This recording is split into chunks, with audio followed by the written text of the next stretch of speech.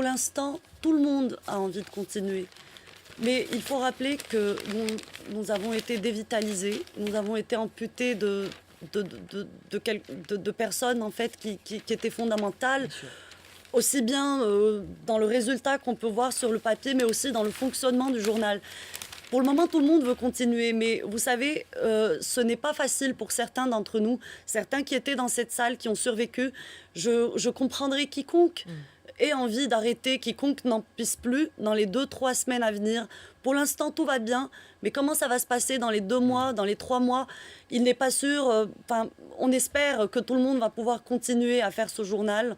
Et puis surtout... en fait, le dénominateur commun entre nous tous, c'est que quelque part, que nous le voulions ou pas, nous avons perdu confiance en la vie.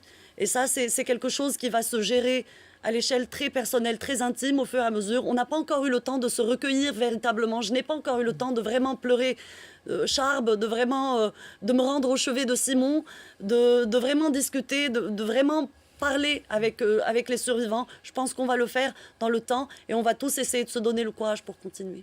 On a la chair de poule ce soir sur ce plateau. En vous écoutant, c'est très fort. On vous remercie infiniment d'être là. Je voudrais montrer cette double page aussi, parce que celle-ci, elle est importante. Dimanche 11 janvier 2015, plus de monde pour Charlie que pour la messe. Ça les aurait fait marrer tous. Charb, Cabu, Wolinski, Tinius, de voir tout ce monde dans la rue. Ils auraient trouvé ça un peu hypocrite. Ça les aurait fait marrer quand même. Eh bien, nous, quand on était à la manif, on avait un regret quand même, c'est de ne pas avoir pris tous les dessins qu'on a fait sur tous ces dictateurs qui étaient derrière. Mais on ne pouvait pas y penser. Et puis on s'est découvert plein d'amis, le pape, Poutine, tous ces gens-là. Mais en fait, nous étions paumés aussi. Nous n'avons pas organisé cette manif, nous étions là. Mais le grand moment, celui où nous, on a quitté la manifestation, c'est un moment où nous étions seuls. Ça y est, le côté un peu officiel s'était fait. Et on marchait et c'était un moment irréel parce qu'il y avait des gens des deux côtés. Et on était ovationnés. Les gens criaient Charlie.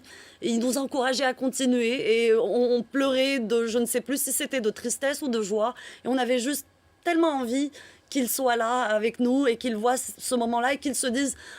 On a enfin été compris. Mais malheureusement, encore une fois, je le dis, le prix qu'on a payé est beaucoup, beaucoup, beaucoup trop cher pour nous. Beaucoup trop cher.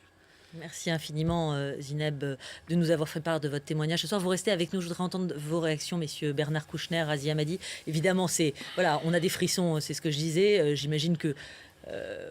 que dire après ça? Je crois que j'admire beaucoup la façon dont vous l'avez dit, dans ce que vous avez dit.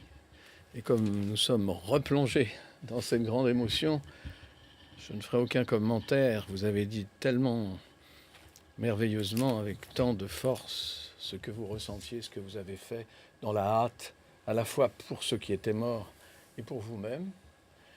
Et maintenant, il y aura sans doute des moments assez pénibles, mais mon seul souhait, en vous entendant, en vous écoutant, c'est que vous restiez ensemble. Vous ne pouvez pas vous séparer maintenant. Ce serait trop difficile et je pense très pénible pour chacun d'entre vous. Il faut que Charlie, ce qu'il en reste, quand je pense que vous étiez... personne, parmi les 3 ou 4 millions de Français qui ont défilé, avait vraiment lu Charlie. Malheureusement, puisque vous aviez des difficultés. Et il y a eu ce que vous, bien sûr, ceux qui sont morts, mais ce qui s'est dressé autour de vous, cette France que l'on a retrouvée, qui était considérablement absente depuis très longtemps. Et puis le monde entier qui maintenant se tourne vers la France, c'est-à-dire que nous sommes, vous êtes, et nous sommes grâce à vous, beaucoup grâce à vous, pas malheureusement grâce aux soldats qui se battent contre l'extrémisme, surtout grâce à cet exemple de ténacité, d'intelligence, d'émotion et surtout de gaieté. Vous représentez la plus grande bataille actuelle du monde contre l'islamisme radical et le terrorisme.